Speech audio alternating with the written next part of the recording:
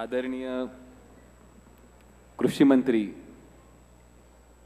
श्री दादाजी भुसे साहेब, सर्व रोटरीचे मेंबर्स, या भूमीतले रोटरीचे गव्हर्नर्स ज्यांनी माझी ओळख करून दिली, असे श्री गोविंदजी मंत्री, मलाही आनंद होतोय ज्या खानदेशच्या भागात माझा जन्म झाला, जिथं मी वाढलो, त्याच भागात जिल्हाधिकाऱ्यांनी त्या ठिकाणी हा मोठा कार्यक्रम होतोय, त्यासाठी सर्वांचं मनापासून म्हणजे रोटरीचं मनापासून पहिलं अभिनंदन करतो। भारतातल्या कुठलाही सरकारी कर्मचारी, मग शिक्षक असेल, क्लर्क असेल, कॉन्स्टेबल असेल, तहसीलदार असेल, त्याला नेहमी वाटतं, मनात इच्छा असते की माझा मुलगा हा IPS व्हावा किंवा IAS व्हावा। परंतु मित्रांनो, ज्या समाजात माझा जन्म झाला, खरं तर त्याला स्वप्न पाहण्याचाही अधिकार नव्हता। सकाळपासून आपण आज ज्यांची मनोगत ऐकली, पेरे पाटील असतील, मकरंजी असतील, त्याच्या आधी बिझनेसमॅन, मसाला किंग दातारजी होते, आणि धुळे जिल्ह्यातील साक्री तालुक्यातील म्हणजे मागच्या वेळी मला माहिती आहे भुसे सर त्यावेळी तिथं पालकमंत्री होते धुळ्याची, त्यांना बऱ्यापैकी साक्री जिल्ह्यातले सामोडा गावाबद्दल त्यांना माहिती असेल। अशा गावात माझा जन्म झाला की ज्या ठिकाणी पूर्ण भिल्ल वस्तीमध्ये माझ्या जन्माच्या पूर्वी एकही माणूस शाळेत गेला नव्हता, आणि किंबहुना हीच परिस्थिती खानदेशातल्या बऱ्याचशा भिल्ल वस्तीला भिलाटी म्हणतात अशा ठिकाणी आहे। तर मित्रांनो,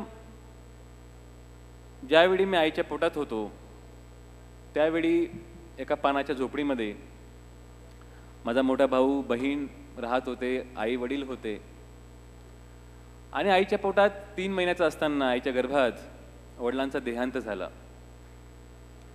आणि त्यावेळी गरिबीची एवढी वाईट परिस्थिती होती की मी आज IAS झालो, डिस्ट्रिक्ट कलेक्टर आहे, परंतु वडिलांचा फोटो काढायलाही कोणाकडे पैसे नव्हते, आणि मी IAS होऊन सुद्धा वडिलांचा चेहरा कसा होता हेही मला माहिती नाही। शेती नव्हती, जमीन नव्हती। भिल्ल समाजामध्ये प्रामुख्याने 2 प्रकारचे व्यवसाय असतात, तिथे शेतमजुरी करणे, मासेमारी करणे, नाहीतर मवाच्या फुलांपासून मवाची दारू गाळणे। तर भिल्ल वस्तीमध्ये संध्याकाळी लोक दारू पिलेले असायचे, कसलेही संस्कार नावाची गोष्ट नव्हती, विचार नव्हते, परंतु माझ्या आईची आणि मावशीची इच्छाशक्ती होती की आपल्या मुलांना आम्ही काहीतरी द्यायला पाहिजे। 10वीची वेळ आली तर 10वीच्या वेळेमध्ये मग परिवारामध्ये भांडणं सुरू झाले। घरात मोठा मुलगा आहे, मुलगी आहे, या 3ऱ्या बाळाचं काय करायचं? मग काही हुशार लोकांनी सल्ला दिला की याचा गर्भपात करा, आणि मग मावशी म्हटली की जर तुमच्याकडून बाळाचा सांभाळ होत नसेल तर बाळाला पूर्ण फॅमिलीला मी घेऊन जाते, माझ्याकडे वाढवते। आणि मग भांडणं झाली आणि सर्व मंडळी मग वडिलांची झोपडी सोडून मावशीच्या झोपडीत गेली, आणि त्या झोपडीमध्ये माझा जन्म झाला। एका पानाची झोपडी उसाच्या पानापासून बनवलेली, त्या झोपडीमध्ये काका, मावशी, त्यांची 2 मुलं, आम्ही 3 भावंड, आई आणि आमचे आजोबा आजी, असे 10 लोक एका झोपडीमध्ये राहत होते। ना बेडरूम, किचन, टॉयलेट, बाथरूम काही नाही। त्या ठिकाणी जन्म झाला, 2-3 महिने झाले असतील, आणि मग समाजाच्या प्रथेनुसार आई मला घरी सोडून जायची आजीकडे, आणि शेतामध्ये मजुरीला जायची, आणि आमची आजी महूच्या फुलांपासून दारू गाळायची। आणि ज्यावेळी दुपारच्या वेळी मला झोळीमध्ये टाकून जेव्हा आई जायची शेतामध्ये काम करायला, त्यावेळी मी आईच्या दुधासाठी टाहो फोडायचो, रडायचो, आणि आमचे जे खानदेशातले ग्राहक यायचे त्यांना माझ्या रडण्याचा त्रास व्हायचा, आणि माझं रडणं कसं बंद होईल म्हणून माझ्या तोंडात दारूची थेंब टाकायची, जेणेकरून मला लवकर झोप लागेल। हे आमचे लहानपणाचे बाळकडू। गावात कोणी शिकलं नव्हतं, कोणी शाळेत गेला नव्हता, त्याच्यामध्ये अंगणवाडी, बालवाडी, KG, नर्सरी काही भानगड नव्हती। पण सुदैवाने आमच्या जिल्हा परिषद शिक्षक आले। बघा, मी नेहमी म्हणतो की ज्या झेडपीच्या शाळेमध्ये आज झेडपीची शाळेची परिस्थिती वेगळी आहे, परंतु त्यावेळी इंग्रजी माध्यमाचं फॅड नव्हतं, काही नव्हतं। झेडपीच्या शिक्षकांनी आईंना, मावशींना कन्व्हिन्स केलं। आईची इच्छा होती की ज्या पद्धतीने आम्ही जगतो आहोत, 2-2, 3-3 दिवस जुन्या भाकरी त्या खायला मिळायच्या, असं आयुष्य, असं संसार आमच्या मुलांना भेटू नये म्हणून आई आणि मावशींनी मग भावंडांना शाळेत पाठवायला सुरू केलं. माझ्या मोठ्या भावाला आश्रम शाळेत पाठवलं आणि माझी ॲडमिशन, मी घरातला सर्वात लहान होतो, गावातल्या झेडपीच्या शाळेत पाठवलं. तर पहिल्या दिवशी नायलॉनच्या पिशवीमध्ये एक पाटी, एक खडू, एक पुस्तक घेऊन निघालो आणि पहिल्यांदा पानाच्या झोपडीपासून एक कौलारू शाळा, त्याचं दर्शन झालं, सिमेंटच्या भिंतीचं दर्शन झालं आणि ते पाहून मनात कुठेतरी भीती निर्माण झाली. सर्व मुलं उच्चभ्रू समाजाचे, पांढरे शुभ्र कपडे, छान पॅन्ट, चांगली मोठी दप्तरं, आणि ते जग बघून मनात भीती निर्माण झाली. घाबरायला लागलो आणि जमिनीवर लोळायला लागलो. मला शाळा शिकायचं नाही. आमच्या आयराणीमध्ये, भिलावमध्ये म्हणतात, मला शाळा शिकणार नाहीच आहे. आणि मग रडायला लागलो. जमिनीवर लोळत असताना आमचे मुख्याध्यापक आले आणि त्यांनी डोक्यावरून हात फिरवला. मायेची त्यांनी हात फिरून म्हटलं, हा गरम दुधाचा ग्लास घे आणि ही सुगडी घे खायला. आणि मित्रांनो, जेव्हा ते दुधाचा ग्लास पिला, सुगडी खाल्ली, मनात खूप बरं वाटलं की घरच्यापेक्षा इथं चांगलं खायला भेटतंय, उद्यापासून रोज शाळेत जाऊया. आणि शाळा सुरू झाली. असेच पहिली, दुसरी, तिसरी, चौथी अभ्यास करत होतो. घरात लाईट नव्हती, काही नव्हती, चिमणीवरती अभ्यास चालू होता. आणि त्यावेळी चौथीला केंद्राची परीक्षा होती. केंद्राच्या परीक्षेच्या वेळी सकाळी परीक्षा होती. मी बाहेर ओट्यावर बसून अभ्यास करत होतो. बाजूला ग्राहक दारू पीत बसले होते आणि एक ग्राहक म्हटला की राजा, दुकानावर जाई, फुटाणा घेऊन ये. दुकानावर जा आणि फुटाणे घेऊन ये. मी त्यांना बोललो की माझी उद्या परीक्षा आहे, मला अभ्यास करायचा आहे, माझ्या शिक्षकांचा माझ्यावरती विश्वास आहे की मला केंद्रात प्रथम यायचं आहे. मग तो ग्राहक म्हटला, अरे थोडंसं तर काम आहे, जा पळत पळत जाऊन घेऊन ये. मी नाराजीने उठलो. संध्याकाळ व्हायची वेळ आली होती. अभ्यास खूप बाकी होता. नाराजीने दुकानात गेलो. दुकानावर लाईन होती, वेळ लागला. आणले फुटाणे दिले. तितक्यात दुसरा ग्राहक म्हटला की राजा, एक छोटंसं काम आहे, दुकानावर जाऊन 2 रुपयाच्या बिड्या घेऊन ये. मग माझं कंट्रोल सुटला. मी म्हटलं की मी जाणार नाही, मला अभ्यास करायचा, मला अभ्यास करून पुढे मोठं व्हायचं आहे. आणि तो ग्राहक म्हटला की बिलाचं पोरगं आहेस, तू कुठे डॉक्टर कलेक्टर होणार आहेस, तुला शेवटी हेच काम करायचं आहे, जा तू दुकानावर जाऊन काम कर. आणि ते बोलल्यावरती माझ्या डोळ्यात टचकन आसू आले. माझी आई आली. माझ्या आईने ऐकलं आणि माझी आईने मला जवळ कुशीत ओढत डोक्यावरून हात फिरवला आणि माझी आई म्हटली, मना भी पोरे एक दिन डॉक्टर कलेक्टर होई, तुम्ही दुसरा कोणाला काम सांगा. म्हणजे माझाही मुलगा एक दिवस डॉक्टर कलेक्टर होणार, दुसरं कोणातरी काम सांगा. आईचा विश्वास, आईचे आशीर्वाद सत्य ठरत गेले. 5वीला नवोदय विद्यालय अक्कलकुवा, नंदुरबार जिल्ह्यातील शेवटचं टोक, त्या ठिकाणी माझी निवड झाली. आणि हे निवड होत असताना पण खूप गमती जमती आहे, सर्व पुस्तकामध्ये लिहिलेलं आहे. निवड होत असताना पूर्ण शाळेमध्ये फक्त 2 फॉर्म आले होते. शिक्षकांनी कसलीही जात धर्म न बघता माझा फॉर्म भरला. आईला काही माहिती नव्हतं. त्यावेळच्या शिक्षकांनी, आमचे घरटे सर होते, त्यांनी कसलीही फी न घेता पूर्ण वर्षभर शिकवलं. स्वतः पैशाने फोटो काढले, फॉर्म भरला आणि नवोदयच्या परीक्षेला घेऊन गेले. नवोदयला नंबर लागला. आमच्या पूर्ण उभ्या आयुष्यात पूर्ण भिलाटीमधून कोणी तालुका सोडून बाहेर गेलं नव्हतं. मला तर सामोड्यापासून 150 किलोमीटर दूर, त्यावेळी धुळे नंदुरबार एकत्र होतं. 1998ला वेगळा झाला जिल्हा. मला त्या ठिकाणी आई सोडायला गेली. खूप कन्व्हिन्स केलं त्यांनी आणि त्या ठिकाणी माझी आयुष्याची सुरुवात झाली. 9वीला मी राजस्थान येथे अटरू येथे मायग्रेशनला गेलो होतो. 10वीला गणित आणि विज्ञान या विषयामध्ये 95% गुण मिळाले, प्रथम आलो. आणि 11वी 12वीला सायन्समध्ये मी जालन्याला गेलो, त्या ठिकाणी 90% गुण मिळाले.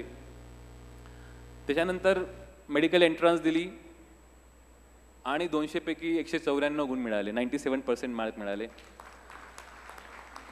तर बऱ्याचदा माझे मित्र मला गमतीने म्हणायचे की तू आदिवासी समाजातला आहेस, भिल्ल समाजातला आहेस, तू कशाला अभ्यास करतो, कशाला एवढी मेहनत करतो, तुला कॉलेजमध्ये ॲडमिशन, सर्वोच्च चांगल्या कॉलेजमध्ये ॲडमिशन 160 मार्क्सने पण मिळाले असते. मी त्याला नेहमी म्हणायचो, आरक्षण आणि रिझर्वेशन जरी मागासलेल्या समाजाला मिळालेलं असेल, परंतु मला हे माहिती आहे की माझ्यामध्ये पोटेन्शियल आहे, माझ्यामध्ये कॅलिबर आहे आणि मी दुसऱ्यांसाठी नाही, इतरांसाठी तो स्वतःला सिद्ध करण्यासाठी अभ्यास करतो आणि मेहनत करतो. आणि मित्रांनो, माझं ॲडमिशन, जे लोक डॉक्टर त्यांना माहिती असतील, बऱ्याच डॉक्टरांचं स्वप्न असतं की त्यांच्या मुलांचं MBBS KM हॉस्पिटलमधून व्हावं. माझं admission set JS medical college KM hospital यामध्ये ओपन मेरिट थ्रू झालं. 2006ला ॲडमिशन झालं. ग्रामीण भागातून आलो होतो, गावातून आलो होतो. कॉलेजचे फार गमतीजमतीचे दिवस असतात आणि KM मध्ये बरेचसे मुलं हे मोठ्या मोठ्या डॉक्टरची होती, बिझनेसमॅनची होती, खूप चांगल्या घरातून आलेली होती.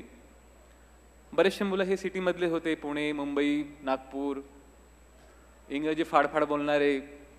मी ग्रामीण भागातून आलो होतो, पॅरागॉन स्लीपर पायात, साधी 40-50 रुपयाची पॅन्ट आणि साधा टी-शर्ट. तर माझं पूर्ण ॲडमिशन असेल, कुठं जायचं असेल, कुठली एक्झाम असेल, कुठलं एंट्रन्स असेल, घरच्यांना काहीही घेणं देणं नाही, कारण त्यांना माहितीच नसायचं. आई आमची घरकाम करायची, भाऊ आश्रमशाळेत होता, ताईचं लग्न झालं होतं, गावात कोणी मार्गदर्शन करणारं नव्हतं. पहिल्या दिवशी कॉलेजला गेलो, कशी तरी ॲडमिशन पूर्ण केली आणि कॉलेजमध्ये गेल्यावरती कॉलेजचा हॉल सापडेना. लेक्चर सुरू झालं होतं आमच्या डीनचं आणि कुठेतरी चाचपडत 10 मिनटं उशीर झाला. पहिला दिवस होता, 180 मुलांची बॅच होती, 179 मुलं बसली होती, एक सीट खाली होती शेवटची. चाचपडत गेलो, जसं मुन्नाबाई MBBS कॉलेजचा हॉल असतो तसा आमचा हॉल होता, स्टेअर्सचा. पूर्ण लाईट बंद होते, प्रेझेंटेशन चालू होतं आणि मनात भीती होती की एवढ्या सर्व हॉलमध्ये पहिल्या दिवशी लेट आलो तर कसं व्हायचं आणि कोणाचं लक्ष जाऊ नये म्हणून मी चोर पावलांनी साईडने जायला लागलो. परंतु माझं नशीब खोटं, माझ्या पायात स्लीपर होत्या आणि स्लीपरच्या, पावसाळ्याचे दिवस होते, स्लीपरच्या पायाचा फडफड आवाज यायला लागला, फड फड फडफड, आणि सर्व लोकांचं लक्ष गेलं.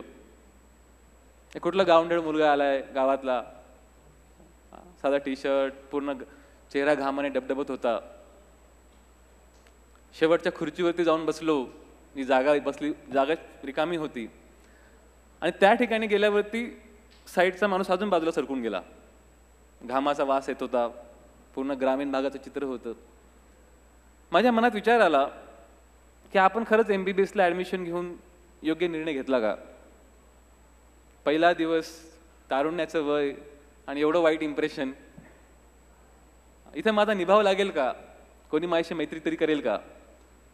पण दुसरा विचार आला की ज्या क्षमतेने, ज्या मेहनतीने आपण ओपन मेरिट थ्रू 194-97% मार्क मिळून आपण ॲडमिशन घेतलेली आहे, आपण असा अभ्यास करायचा, अशी मेहनत करायचं, असं काम करायचं की ह्या सर्व कॉलेजच्या माझ्या मित्रांना माझ्यावरती अभिमान होईल. आणि मित्रांनो, first year, second year, third year, final year first class distinction गुण मिळाले आणि त्याच कॉलेजमध्ये 2011 साली मला कॉलेजचा बेस्ट स्टुडंट अवॉर्ड मिळाला. हे सर्व सांगताना मी किती अभ्यासू होतो किंवा हुशार होतो हे सांगायचा उद्देश नाहीये. उद्देश सोपा आहे. तुमची आर्थिक परिस्थिती काय आहे, सामाजिक परिस्थिती काय आहे, तुम्ही कॉन्व्हेंटला शिकता का गव्हर्नमेंट स्कूलमध्ये शिकता, ह्या कुठल्याही गोष्टीचा तुमच्या आयुष्याच्या करिअरवरती याचं अवलंबून नसतं. तुम्ही योग्य वेळी योग्य प्रकारचे जर निर्णय घेतलात, तुम्ही तुमच्या आयुष्याला चिकाटीची, डिसिप्लिनची जर जोड दिली, तर या सर्व गोष्टी बाजूला सोडून तुम्ही तुमचं आयुष्य गाठू शकता. 2011 साली MBBSची इंटर्नशिप सुरू झाली. MBBS होईपर्यंत सर्व कॉलेजचे जेही स्कॉलरशिप होत्या, गव्हर्नमेंट स्कॉलरशिप, आणि माझ्या मेरिटचा अभ्यास असल्यामुळे मला प्रायव्हेट स्कॉलरशिप पण मिळायच्या, टाटाकडून मिळायच्या, बाकीच्या इतर फाउंडेशनकडून मिळायच्या. सर्व अभ्यास चालू होता, कसल्याही पद्धतीने कुठं अडचण नव्हती. परंतु PG एंट्रन्ससाठी, PGची पुस्तकांची डॉक्टर लोकांना माहिती असेल की फार मोठी रक्कम असते पुस्तकांची.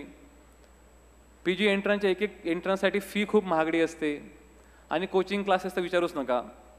50,000, 1,00,000, लाखांच्या घरात गेलेले, आणि तेवढे पैसे माझ्याकडे नव्हते. तर मार्च 2011ला असंच कॉलेजच्या लायब्ररीमध्ये बसून पुस्तक चाळत होतो मी, काय करायचं, कसं करायचं. आणि त्यावेळी माझा एक सिनियर आला, चंद्रशेखर तांदळे त्याचं नाव होतं. 2011 साली UPSCचा फॉर्म भरायची ऑफलाईन पद्धत होती. त्याकडे 2 फॉर्म होते, एक फॉर्म भरला, एक फॉर्म त्याने एक्स्ट्रा आणला होता की चुकला तर हा दुसरा फॉर्म वापरता येईल. त्याने माझ्याकडे फॉर्म आणला आणि म्हटला की बघ UPSCची परीक्षा आहे, तू देऊ शकतोस, तुझी इच्छा आहे का? मी त्याला बोललो ठीक आहे. फॉर्मची रक्कम किती, किंमत किती आहे? तो बोला 20 रुपये. 17ला फॉर्म घेतला, 18 शेवटची तारीख होती, 18 तारखेला दादरवरून डिस्पॅच केलं आणि 21 मेला प्रिलिमची परीक्षा होती.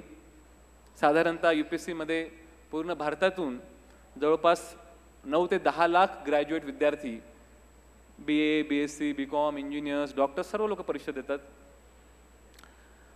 21 मेला परीक्षा होती मुंबईलाच. त्यावेळी माझं इंटर्नशिप सुरू होतं. मला 2,500 रुपये स्टायपेंड मिळायचे महिन्याला. आणि इंटर्नशिप सुरू असताना मग 7 ते 8 तास इंटर्नशिपचं काम आणि उर्वरित वेळ जेवढा अभ्यास होईल तेवढा करायचं. त्याचा निकाल लागला प्रिलिमचा ऑगस्टमध्ये आणि प्रिलिम पास झालो होतो. ऑगस्टमध्ये निकाल लागल्यावरती 2 महिन्यामध्ये मेनची परीक्षा होती. 9 पेपर होते, सर्व लिखित. त्याच्यामध्ये मग माझ्याकडे मेनचा अभ्यास झाला नव्हता. मग परत चंद्रशेखर विचारलं काय करायचं आता? तो बोलला मी मेडिकल सायन्स घेऊ शकतो कारण तो आपला होम सब्जेक्ट आहे. दुसरा कुठला विषय घ्यायचा? मग पॉलिटिकल सायन्स.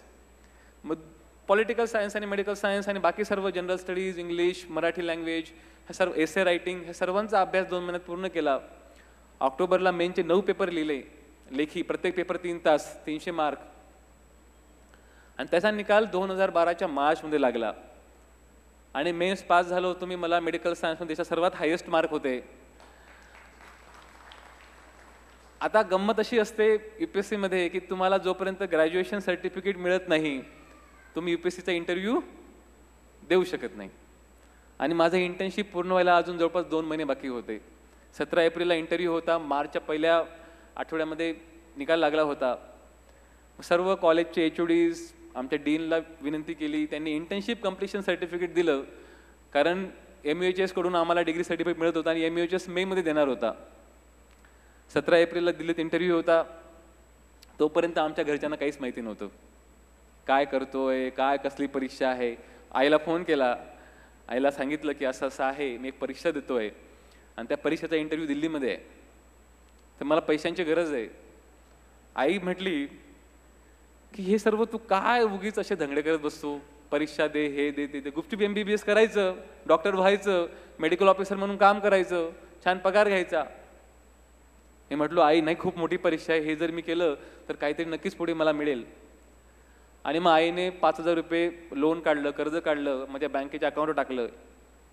रिझर्वेशन करून दिल्लीला गेलो आणि दिल्लीच्या UPSCच्या पॅनलमध्ये माझा इंटरव्ह्यू झाला. तब्बल 45 मिनटं ॲट द एज ऑफ 24 मी तो इंटरव्ह्यू देत होतो. कारण 18 वर्ष 12वीला आणि पुढचे 6 वर्ष आपले MBBSचे. आणि मित्रांनो त्याचा निकाल लागला 7 मेला आणि त्यावेळी मी गावात होतो. असंच आमच्या बिलाटीमध्ये बसलो होतो आणि निकाल लागला आणि पहिल्या अटेम्प्टमध्ये मी UPSC पास झालो होतो. मला पहिल्या अटेम्प्टला IPS पोस्ट मिळाली. माझं हेल्थचा इश्यू होता, माझं ऑपरेशन त्या काळात झालं. मी IRS गव्हर्नमेंटला रिक्वेस्ट करून IRS घेतलं आणि परत त्या वर्षी ट्रेनिंगमध्ये अभ्यास करत, परत कसलंही कोचिंग नाही, कसलंही मार्गदर्शन नाही, कसलंही गायडन्स नाही, नेक्स्ट इयर अभ्यास करून मी IAS झालो आणि महाराष्ट्र कॅडरमध्ये रुजू झालो. IASचा सर्वात महत्त्वाचा जो कोणी पिरियड मानतात तो म्हणजे तुमचा ट्रेनिंग पिरियड असतो. IASच्या ट्रेनिंगमध्ये भारताचे राष्ट्रपती, पंतप्रधान, उपराष्ट्रपती, सरन्यायाधीश यांच्या घरी तुम्हाला जेवायला बोलवलं जातं 1 दिवस. बरेचसे नामांकित व्यक्ती, फॉरेनचे ॲम्बॅसिडर्स ट्रेनिंगमध्ये लेक्चर द्यायला येतात आणि जवळपास ही 2 वर्षाची एकंदरीत ट्रेनिंग असते. त्याच्यामध्ये काही पिरियड फील्ड ट्रेनिंग असते आणि काही पिरियड तुमचा मसुरीमध्ये ऑफ फील्ड ट्रेनिंग असते. आणि त्याच्यानंतर माझी पहिली पोस्टिंग झाली assistant secretary government of India, ministry of fertiliser. 3 महिन्याची पोस्टिंग होती. त्याच्यानंतर वयाच्या 25व्या वर्षी नांदेड येथे प्रकल्प अधिकारी, सहाय्यक जिल्हाधिकारी म्हणून माझ्याकडे फर्स्ट पोस्टिंगला 200 कोटीचा बजेट होता. 200 कोटीचा बजेट आणि जवळपास 1500 लोकांची आस्थापना. 2 वर्ष काम केलं. त्याच्यानंतर सोलापूर येथे 2.25 वर्ष सोलापूर जिल्हा परिषदेचा CEO म्हणून काम केलं ॲट द एज ऑफ 27. त्या ठिकाणी 16,000 लोकांचा स्टाफ होता आणि 1100 कोटीचा बजेट होता. आणि त्याच्यानंतर at the age of 31 I become the district collector at Nandurbar. आणि आजच्या घडीला पूर्ण नंदुरबार जिल्ह्याचं सर्व प्रशासन हे जिल्हाधिकारी म्हणून मला काम करण्याची संधी मिळते. ज्या भागातून मी आलो, ज्या भागात माझा जन्म झाला, ज्या आदिवासींच्या खेड्यापाड्यात वाढलो, त्या लोकांच्या डेव्हलपमेंटसाठी आम्ही पूर्णपणे गव्हर्नमेंट ऑफ इंडियापासून स्टेट गव्हर्नमेंट, आमचे लोक, बऱ्याचशा खेड्यापाड्यामध्ये लाईट नाही, बऱ्याचशा ठिकाणी रस्ते नाही, त्या सर्वांचा आराखडा बनवून त्या ठिकाणी रस्ते, लाईट, मुलांना सोलरची स्ट्रीट लाईट, सोलर पॅनल बसून डिजिटल साहित्य कसं देता येईल, ह्या सर्वांचं एंटायर प्लॅनिंग, जेवढाही एंटायर बजेट आहे 800-900 कोटीचा, त्या पूर्ण बजेटचं प्लॅनिंग, त्याचं इम्प्लिमेंटेशन हे जिल्हाधिकारी म्हणून मी बघतोय. सांगायचा अर्थ फार सोपा आणि सरळ आहे मित्रांनो. माणूस हा त्याच्या जातीने, त्याच्या जन्माने छोटा नसतो, त्याच्या कर्तृत्वाने त्याचं मोठंपण आणि छोटंपण ठरत असतं. आणि ॲज अ डॉक्टर म्हणून तुम्हाला एक गंमत सांगतो की आता आजच्या जगामध्ये जेवढ्या टेक्नॉलॉजी आलेल्या आहेत, कम्प्युटर असेल, मोबाईल्स असेल, इंटरनेट असेल, साऊंड सिस्टीम आहेत, पंखे आहेत, लाईट्स आहेत, रेल्वेज आहेत, एअरप्लेन्स आहेत, किंबहुना 200 वर्षापूर्वी काहीच नव्हत्या. त्यावेळी लोकांकडे काही सुविधा नव्हत्या. आणि डेमोक्रॅटिक सेटअपमुळे हा एक संधी मिळाली की कुठल्याही समाजाचा माणूस, जातीचा माणूस, आपलं जर कौशल्य असेल तर त्याचं सोनं करून तो संधी मिळून पुढे जाऊ शकतो. फक्त एक गोष्ट आपण नेहमी ऑब्झर्व करतो की ह्या सर्व गोष्टींमध्ये होत असताना कुठेतरी आम्ही आमचा आनंद, आमचं हॅपीनेस विसरून गेलोय. बऱ्याचदा लोक नेहमी विचार करतात की माझा हा टाइम इथे डिवोटेड आहे, तो टाइम इथे डिवोटेड आहे. We are actually not happy, we are actually busy. म्हणून मी जेव्हा गोविंदजींनी मला पहिल्यांदा सांगितलं की तुम्ही या कार्यक्रमाला, मी कुठलाही कार्यक्रम कधी करत नाही, कारण तो आमचा पैलू नाही, ते आमचं काम नाही. आमचं काम आहे काम करणं, इम्प्लिमेंट करणं. आमचं काम हे नाही की जिल्हाधिकारी कसे झाले याची स्टोरी सांगणं. परंतु मला ते बोलले की तुमची लाईफची स्टोरी आमच्या रोटरियनसाठी एक इन्स्पायरिंग राहील. तर मागच्या 7-8 महिन्यातला हा पहिला कार्यक्रम आहे. इलेक्शन होतं, झेडपीचं, विधानसभेचं, अतिवृष्टी, सर्व प्रकारच्या योजनांचं प्लॅनिंग. त्या सर्व धावपळीमध्ये, ह्या बिझी शेड्यूलमध्ये नेमका आमचा आनंद, आम्हाला ते वाईब्स, ते व्हायब्रेशन, ते हॅपीनेस का फील होत नाही? किंबहुना मी जेव्हा लहान होतो, त्या लहान असताना ती 2 दिवसाची थंडी भाकर सुद्धा खाताना खूप आनंद वाटायचा. चटणी टाकलेली असायची, खूप आनंद वाटायचा. नदीमध्ये पोहताना खूप आनंद वाटायचा. आता का वाटत नाही? याचे कारण आहे सायंटिफिकली. कुठल्याही माणसाला जर आनंद पाहिजे असेल तर 4 हार्मोन्स जे बॉडी रिलीज करते, सेरोटोनिन, डोपामाइन, ऑक्सिटोसिन. डोपामाइन आहे, सेरोटोनिन आहे, ऑक्सिटोसिन आहे. आणि ह्या 3-4 हार्मोन्समुळे माणसाला नेहमी आनंद होत असतो. आणि एंडॉर्फिन्स ऑफकोर्स. तर ज्यावेळी आपण सकाळी व्यायाम करतो, एक्सरसाइज करतो, मेहनत करतो, त्याच्यामुळे जेव्हा घाम येतं, मसलला स्ट्रेचिंग मिळते, तेव्हा बॉडीमध्ये एंडॉर्फिन्स रिलीज होत असतात. आणि त्या एंडॉर्फिन्समुळे ब्रेनला ते फील गुड फॅक्टर, छान वाटतं, चांगलं वाटतं. म्हणून रेग्युलर व्यायाम केला पाहिजे, yoga, exercise. Second thing, dopamine. जेव्हाही तुमच्या लाईफमध्ये तुम्ही काही छोट्या छोट्या गोष्टी अचीव करतात, एखादं नवीन घर घेतलं, काही प्रमोशन मिळालं, कोणी एखाद्याने आपली तारीफ केली, चांगल्या कामाबद्दल ॲप्रिशिएट केलं, तर डोपामाइन रिलीज होतो. जेव्हा आम्ही आमच्या फॅमिलीसोबत, आपल्या मुलांना, ज्येष्ठांना, कोणाला मिठी मारली, जादूची झप्पी, चांगले बॉन्डिंग डेव्हलप केले, तेव्हा ऑक्सिटोनिन रिलीज होतो. आणि जेव्हा न कळत एखाद्या अनोळखी माणसाला कसली अपेक्षा न बाळगता जेव्हा मदत केली जाते आणि तेव्हा जे चांगलं वाटतं ते सेरोटोनिनमुळे चांगलं वाटतं. ह्या 4ही हार्मोन्समुळे आपल्याला नेहमी चांगलं वाटत असतं. आणि तुम्ही जर नीट बारकाईने बघणार तर 4 गोष्टी, म्हणजे सकाळचा व्यायाम असेल, काही चांगले पुस्तकं वाचणं असतील, तो पर्सनल टाईम झाला, वैयक्तिक टाईम स्वतःसाठी, म्हणजे तुमचा एंडॉर्फिन्स. ऑक्सिटोनिन म्हणजे फॅमिलीच्या सोबत बॉन्डिंग जर चांगली असली, चांगल्या पद्धतीने शेअरिंग असेल, प्रेमाची देवाणघेवाण असेल, ऑक्सिटोनिन रिलीज होतो. Third thing, dopamine. जेव्हा आम्ही आमच्या पर्सनल ग्रोथमध्ये, ऑफिशियल करिअरमध्ये आम्ही पुढे जात असू तर डोपामाइन रिलीज होते. आणि सर्वात महत्त्वाचं जे आपण सर्व रोटेरियन्स करत असतो, सोशल लाईफ. जेव्हा न कळत, काही न करता जेव्हा आम्ही दुसऱ्यांसाठी मदत करतो तेव्हा सेरोटोनिन रिलीज होत असतो. आम्ही जर पर्सनल फेजमध्ये, फॅमिली फेजमध्ये, सोशल फेजमध्ये आणि आपल्या ऑक्युपेशनल, प्रोफेशनल फेजमध्ये जर बॅलन्स ठेवू शकलो तर मला असं वाटतं प्रत्येक व्यक्ती हा कुठेतरी त्या भागामध्ये विकास करत आहे, त्या भागामध्ये आनंद घेतोय. नाहीतर आपण बघतो आज मुलांमध्ये gadgets, electronic gadgets, mobiles, laptop, iPad आम्ही सर्व अवेलेबल करून दिलं आणि at the end of the day मुलगा म्हणतो की बाबा मला बरं वाटत नाही आहे, डोळे दुखत आहेत, डोकं दुखतं आहे, अभ्यास करू वाटत नाही. आणि मला माझी गरिबीची परिस्थिती असेल, काही असेल, माझ्याकडे ना जीन्स पॅन्ट होती, ना तुमचे ब्रँडेड शूज होते, मोबाईल तर दूरची गोष्ट होती, पण एक डिसिप्लिन होती, शिस्त होती की सकाळी नेमकं ह्या वेळेला उठायचं, ह्या वेळेला जायचं, इथून लायब्ररीतून बाहेर यायचं, अभ्यास करायचा, ह्या वेळेला झोपायचं, आणि त्याच्यामध्ये मी आनंदी होतो. आज जिल्ह्याचं पूर्ण काम बघत असताना मनात इच्छा होती की आपण ज्या भागातून आलो त्या भागातल्या लोकांसाठी काहीतरी करायला पाहिजे. आणि सांगताना अत्यंत आनंद होत आहे. 6 महिन्यामध्ये माझगाव डॉक असेल, NSC असेल, लुपिन फाउंडेशन असेल, हिंदुस्थान पेट्रोलियम असेल, ह्या बऱ्याचशा मोठ्या मोठ्या public sector undertaking, private companies यांचा CSR फंड आम्ही नंदुरबारमध्ये आणतोय. बराचसा म्हणजे 50 कोटीच्या वरती जवळपास, गव्हर्नमेंटच्या पलीकडे सुद्धा. काहीतरी पद्धतीने आणत राहायचं, सांगत राहायचं. आणि मला असं वाटतं की हे जर आम्ही आमच्या मुलांना देऊ शकलो, येणाऱ्या जनरेशनला देऊ शकलो, तर ही जी देणगी आहे, तुम्ही मुलांना किती फ्लॅट दिले, किती गाडी दिली, किती प्रॉपर्टी नावावर करून गेले, याच्यापेक्षा मुलांना तुम्ही वैचारिक संपत्ती कशी देऊन जातायत, हे सर्वात मोठी गिफ्ट आपल्या मुलांना राहणार. एक चांगला माणूस बनण्याची गिफ्ट, आदर्श नागरिक बनण्याची गिफ्ट. नाहीतर बस जाळणारे, दगडफेक करणारे, लाठीचार्ज करणारे, हाणामारी करणारे लोकांची सुद्धा जनरेशन यायला लागली आहे. आणि त्यांना त्याच्यामध्ये आनंद वाटतो. कारण आपण जेव्हा म्हणतो एखादी गोष्ट डिस्ट्रक्टिव्ह किंवा निगेटिव्ह गोष्ट करणं फार सोपं आहे, कोणाशी संबंध खराब फार सोपं आहे, शिवीगाळ दिली, कानात मारलं, संबंध खराब झाले. परंतु चांगली गोष्ट, कन्स्ट्रक्टिव्ह गोष्ट करायला खूप मेहनत घ्यावी लागते, घाम गाळावा लागतो.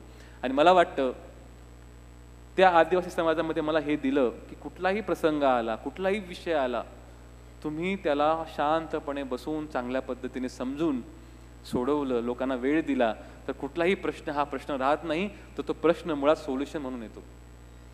बरेचदा आम्ही पालक म्हणून विचार करतो की आमच्या मुलांना सर्व प्रकारचे कम्फर्ट्स मिळाले पाहिजे, चांगल्या प्रकारचा हायजेनिक फूड, सर्व प्रकारचे classes, dancing classes, music classes, फलाना classes, AC room, study room, no, बिलकुल कसल्याही प्रकारचं त्याला डिस्टर्ब होणार नाही. तुम्हाला मी खरं म्हणतो याची काही गरज नसते. मुलांना फक्त एवढी जाणीव झाली की माझा बाप माझ्यासाठी कबाड कष्ट करतोय, माझी आई, माझी माय माझ्यासाठी कबाड कष्ट करते, आणि त्या कबाड त्यांचा घामाचा जो एक एक थेंब आहे त्याचं चीज करण्यासाठी मला देवाने शक्ती द्यावी, हा जरी विचार डोक्यात आला, तुमच्या बाकी सर्व गोष्टींचं मूल्य संपतं. आम्ही काय करतो, दिला मुलाला मोबाईल, मुलगा एंगेज, आम्ही पण सिनेमा बघण्यामध्ये एंगेज. दिलं मुलाला काहीतरी छान टॉय, तो टॉय दिला ना पैशाने, आता मला 1 तास मला खेळू दे. नाही. आज लहानपणी MBBS लहानपणी जेव्हा गावात होतो त्यावेळी पैशाच्या अभावी लाईट नव्हती, TV नव्हती. आज विचारांमुळे घरात TV नाही आहे, त्याच्यामुळे कुठल्या न्यूज चालतात, कुठल्या बातमी चालतात, सकाळचा फक्त 15 मिनिटे पेपर वाचायचं. ॲज अ डिस्ट्रिक्ट कलेक्टरचं काम आहे माझं, नेहमी अपडेट ठेवायचं. पण TV नाही घरात, कुठल्याही प्रकारची न्यूज बघत नाहीत. आणि जो काही वेळ इतर वेळी मिळतो त्या वेळेचा तुम्ही सदुपयोग करू शकतात, त्याला तुम्ही करमणुकीमध्ये, स्वतःच्या एक्सरसाइजमध्ये, फील्डमध्ये वापरू शकतात. सर्वात शेवटी माझं एक लहानपणाची स्टोरी सांगतो आणि ते स्टोरी सांगून माझं मी मनोगत संपवतो. लहानपणी पावसाचे दिवस होते, खूप मुसळधार पाऊस पडत होता, जसं ह्या वर्षी पडला, मागच्या वर्षी. आणि आमचं जे घर होतं, जे झोपडी होती, ती बिलकुल नदीच्या जवळ होती. उसाच्या पानाची झोपडी होती, पानामधून खाली पाणी गळत होतं. आम्ही सर्व लहान भावंड झोपण्याचा प्रयत्न करत होतो. आमच्या आजी, काका, मावशी यांनी चूल पेटून चुलीजवळ शकत बसले होते आणि खाली गोंडपाट आथरून काही ठिकाणी फुटलेली भांडी, जे छतमधून पाणी गळत होतं त्या ठिकाणी फुटलेली भांडी लावली होती. आणि त्यावेळी काका, मावशी, आई, आजोबा, आजी सर्व चुलीजवळ शेकत बसले असताना त्यांच्या चर्चा सुरू झाली की बघा, हे भगवंता, हे देवा, किती प्रकोप करतोयस, असा जर पाऊस पडत राहिला तर आमची झोपडी वाहून जाईल पाण्यामध्ये. कारण नदीला पूर आला होता, एकदम जवळ होतं आलेलं पाणी. तर हे देवा, हे भगवंता, हे तुम्ही पाऊस थांबवा. आणि मग असंच बोलणं चालत असताना मावशी बोलली की खरं आहे, आपल्या घरामध्ये पाणी साचलेलं आहे, वरून पाऊस पडतोय, मुलं कोपऱ्याला झोपलेच, पण जर आपली अशी परिस्थिती असेल तर गरिबांचं काय असणार. मित्रांनो, मावशी बोलली की आपली अशी परिस्थिती असेल तर गरिबांचं काय असणार. याचा अर्थ असा आहे की मावशी आमच्या घरचे स्वतःला कधी गरीब समजत नव्हते. त्यांना वाटायचं की आपल्यापेक्षाही जास्त गरीब असतात जे फुटपाथवरती असतात, ज्यांना झोपडी नसते, ज्यांना हातपाय नसतात, जे आंधळे असतात, जे भिक्षा मागतात, जे काम करू शकत नाही. देवाने आपल्याला हात दिले, पाय दिले, डोकं दिलंय, झोपायला एक छत दिलंय. याचा अर्थ काय झालो, आपण त्यांच्यापेक्षा श्रीमंत झालो. म्हणून मला असं वाटतं, कुठल्याही माणसाची गरिबी श्रीमंती ही त्याच्या परिस्थितीवर अवलंबून नसून त्याच्या विचारावर अवलंबून असते, त्याच्या मनस्थितीवर अवलंबून असते. म्हणून मित्रांनो, गरिबी ही आपल्या परिस्थितीत नसून मनस्थितीत असते. परिस्थिती कसली असली त्याच्यामध्ये मार्ग आपली जर काढायची इच्छाशक्ती असेल, मेहनत करायचा जर ध्यास असेल तर नक्कीच मार्ग मिळतो म्हणजे मिळतो. मी मागच्या 3 आषाढी वारी पंढरपूरच्या मुख्यमंत्री साहेबांच्या तत्कालीन त्यांच्या आदेशानुसार 3ही आषाढी वारींचं नियोजन माझ्याकडे होतं. At the age of 27 I was doing it. असं कोणी विचार नाही केला की हा कुठून आला आहे, काय आला, याला येणार का नाही येणार. सांगायचा फार सोपा उद्देश आहे. आपण आपल्या मुलांची मनस्थिती चांगली बनवूया, त्यांची विचारशक्ती चांगली बनवूया, त्यांना कठीण प्रसंगांना फेस करू देऊया. कारण असं म्हणतात की जेव्हा सोनं हे जेव्हा तुमच्या आगीतून बाहेर निघतं तेव्हाच त्याच्यामध्ये चकाकी निघते. तर मुलांना ट्रबल सहन करू द्या, मुलांना प्रॉब्लेम सहन करू द्या. माझी अशी अपेक्षा आहे, माझी अशी इच्छाशक्ती आहे की ह्या सर्व गोष्टींमुळे मुलांना भविष्यात नक्कीच एक चांगला सदृढ आणि आदर्श नागरिक होता येईल. एवढं बोलून माझे मनोगत संपवतो. जय हिंद, जय भारत.